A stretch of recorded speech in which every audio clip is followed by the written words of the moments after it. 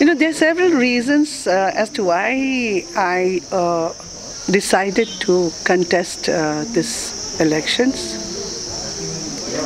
I would say, number one, definitely the fact that His Holiness the Dalai Lama, under his leadership, in the last over 50, now nearly 60 years, His Holiness has democratized the Tibetan administration in exile, which was a very gradual process, which started in 1960, immediately a year after having come into exile, that the first members of then called the Assembly of Tibetan People's Deputies, or today called the Tibetan Parliament in exile, the Tibetans elected their representatives.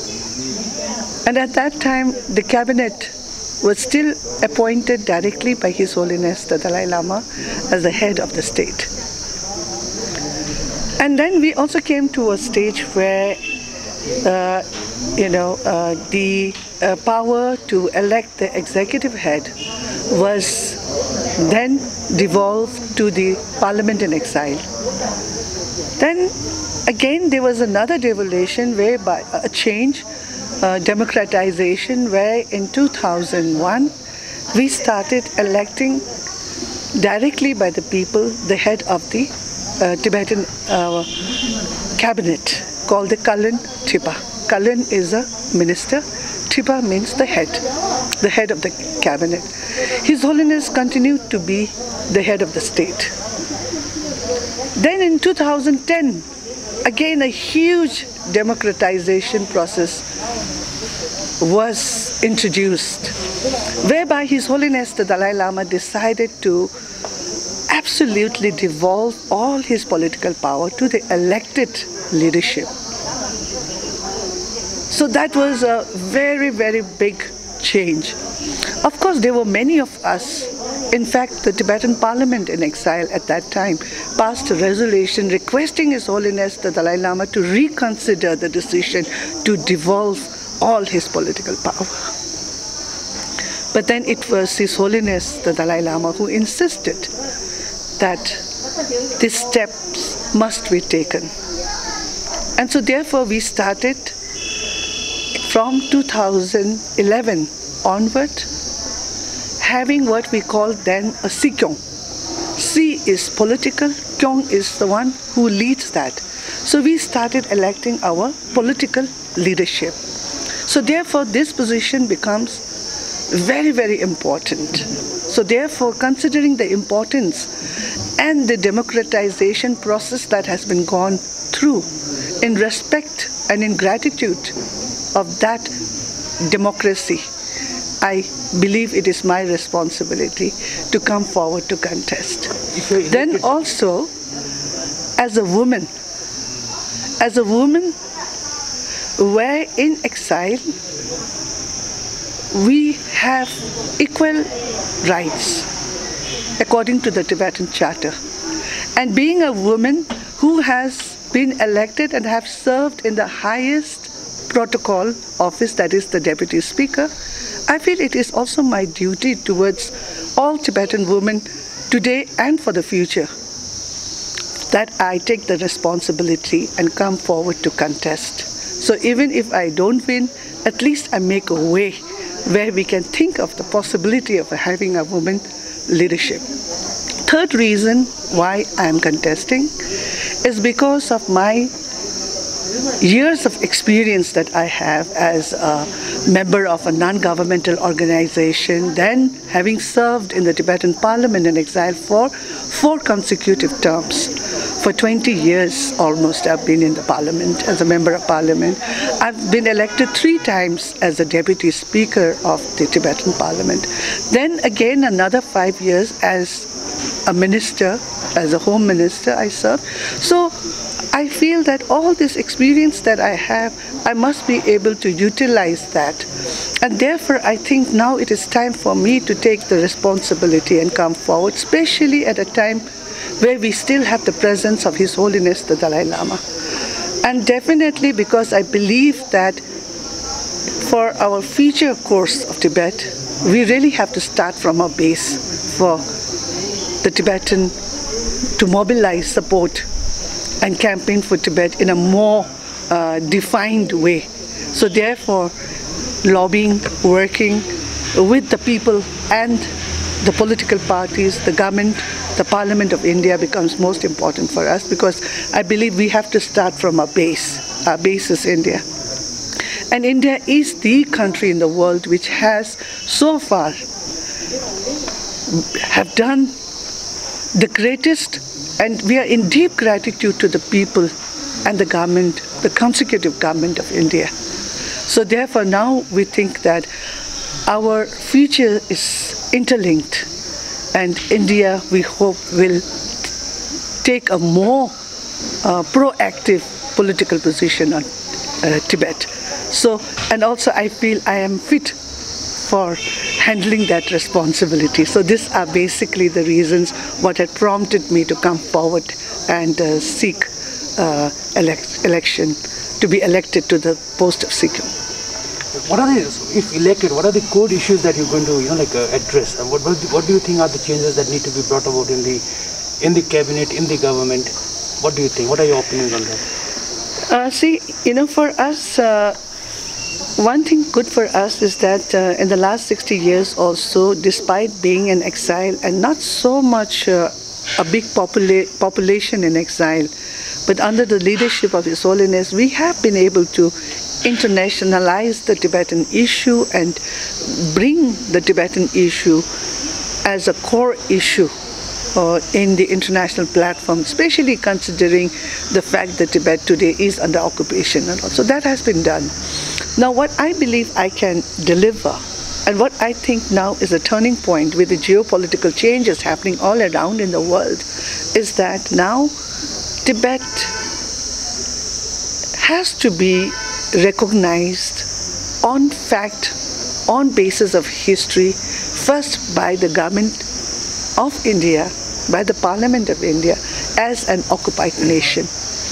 Tibet as an occupied nation under the People's Republic of China. But there is a de facto recognition from the Indian government on this regard. Absolutely, you're right. There has always been a de facto recognition, but somehow I would believe that the policy of India has been of being extremely cautious whenever it came to dealing with China. And I think a time has come now where the leaderships in New Delhi, particularly we see it in the larger Indian population also, that being too cautious with China has not helped, even solving the border issues. India must have good relation with her borders, with her neighbors. But it has proved that the policy that has been held so far has not been effective. Therefore, for India to also determine her future course, a time has come where India has to now make her policy based on historical fact quite loud and clear. That is first telling the People's Republic of China that, see, the border that you are claiming or you are talking about, historically it's a Indo-Tibet border. And this Indo-Tibet border is a settled matter. It was demarcated, it was settled with independent Tibet. Even if you recognize it as a suzerain power, you did recognize, or de facto, whatever you may call, but then we did have a similar agreement in 1914, which is a valid document. So India must be able to tell the People's Republic of China that the LSC is a later creation, but it was the McMahon line that determines our border. And to do that, India must first recognize Tibet having been an independent nation, having the power under international law to sign such a treaty. If that happens, it gives India an option of then coming to whatever other settlement you may come, but you have the basis of a claim to the land that is part of India at the border today. which the Chinese claim. Being a very important member of the cabinet, I think you are having you are in touch with the Indian government officially or unofficially. What are the views of the Indian government with regard to recognizing Tibet as an occupied place? Is that could you shed some light on that? Well, I may not be the correct person to be talking about it. Maybe it should be the government of India herself who can make her views and positions more clear on this matter. But definitely, I would say that India is witness to the historical fact of Tibet. And every Indian knows the historical fact. How often do you come to this region? Well, unfortunately, not so often. Not so often. And I wish it was more often, because this is the home that I have known as a child and as a growing adult also. So therefore, for me, coming to this region is like coming back home. When was the last time you came to that? Oh, not so many years back. Okay. Not so many years back. It's not that I don't come that. I mean, I do keep coming in between. But definitely, I have also make it a point to come whenever I came earlier, pay respect to the leaderships over here, irrespective of whichever political party is there. That is, whoever has the mandate of the people is the one that I bow and pay respect to, and always my best wishes are with the people here. And even during the Gorkha land and all, I've been very active in my own ways. For example, when people from Darjeeling area, when you came down to Delhi, and when you're at Jantar Mantar, I make it a point to go visit them in my personal capacity, because I support the aspiration of the people over here. So that is my personal position. And also, there have been many leaders over here whom I knew personally also. So therefore, the identity of a Gorkha, and I sometimes joke and say I'm a Tibetan Gorkha, So my sentiments have always been there together, and I go and meet them. Yes. What's the support you're receiving? Overwhelming support? For what? For my elections? Candidature. I really don't know. It has been very positive wherever I went. Which are the places you visited? I visited around here. I went to Sikkim. In Sikkim, I was in Gangtok, Ravangla.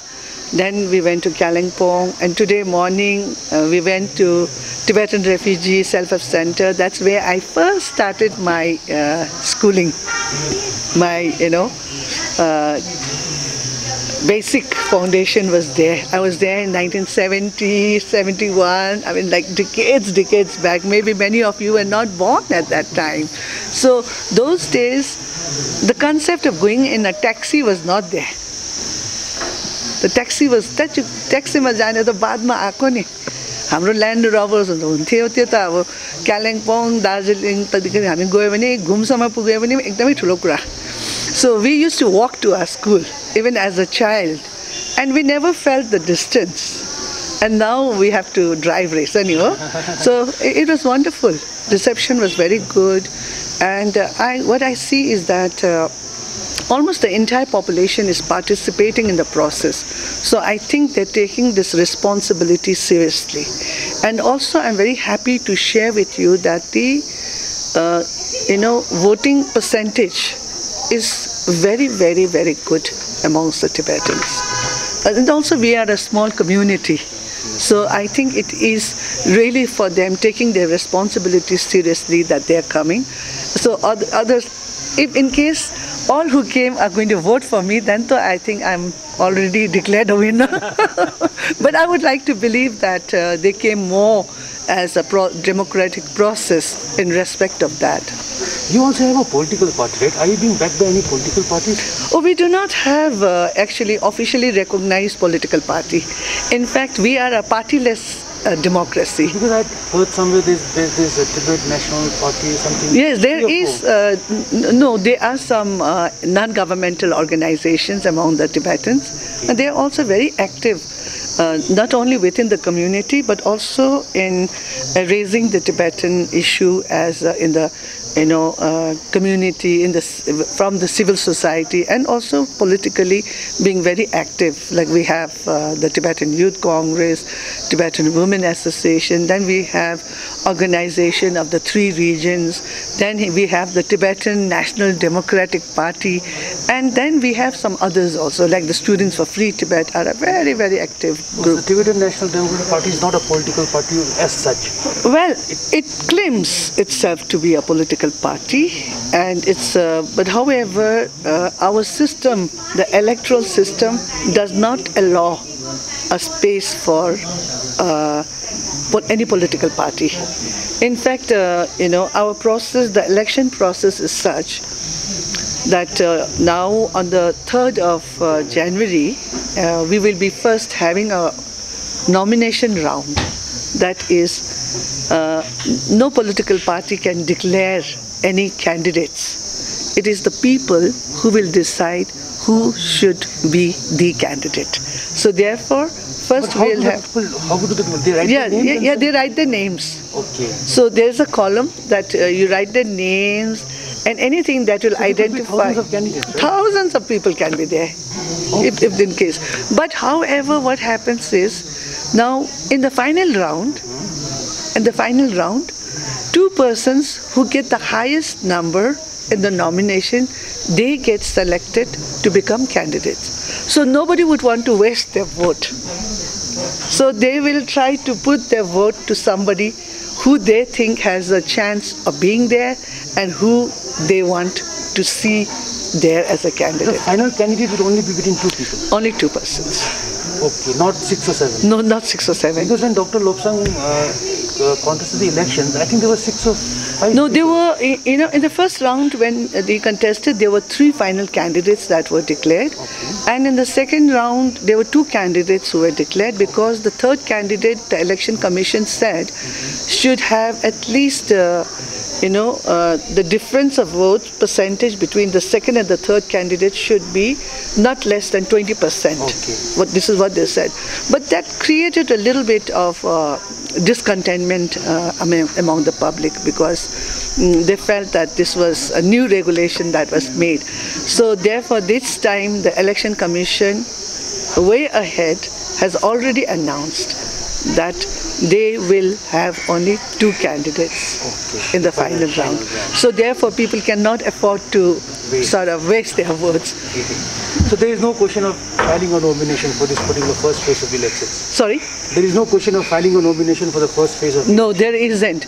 The only thing you can do is you can express your aspiration and then tell the people that, see, I'm aspiring to be. So right now, so far, we have 8 persons who has come out openly, either directly, indirectly also, who have expressed themselves to, aspiring to serve. So people will, I think, by and large, select from these 8 persons.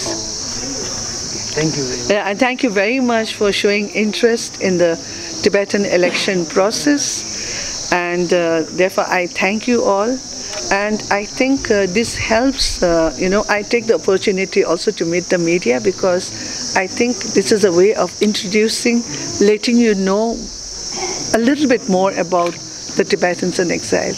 Many of you have grown up having maybe your neighbors as Tibetans or across the street, but maybe sometimes, because we are all the same, so we don't know sometimes. There's a saying, Deepak ke niche andhera. So sometimes, we grow seeing the Tibetans, so that's it. So it's a good time for me to be able to tell you a little bit about how our system functions and how our struggle is going on. Especially, I take this chance to tell you all that Tibet, the majority of Tibetan population is still inside Tibet. We are estimated like 6 million Tibetans. We are just a small handful of Tibetans in exile. We're about maybe 150,000, 1,50,000 at the most. The majority is inside Tibet, and Tibet today is under undeclared martial law. So therefore, we are concerned about Tibet. And since there is no freedom of expression inside Tibet, at every given opportunity, we try to at least bring it to the world that, see, this is what's happening in your neighbor's house. And we appeal to all of you, please support the just cause of Tibet. And we are very, very grateful to all of you for making us feel at home in your great country. Thank you so much.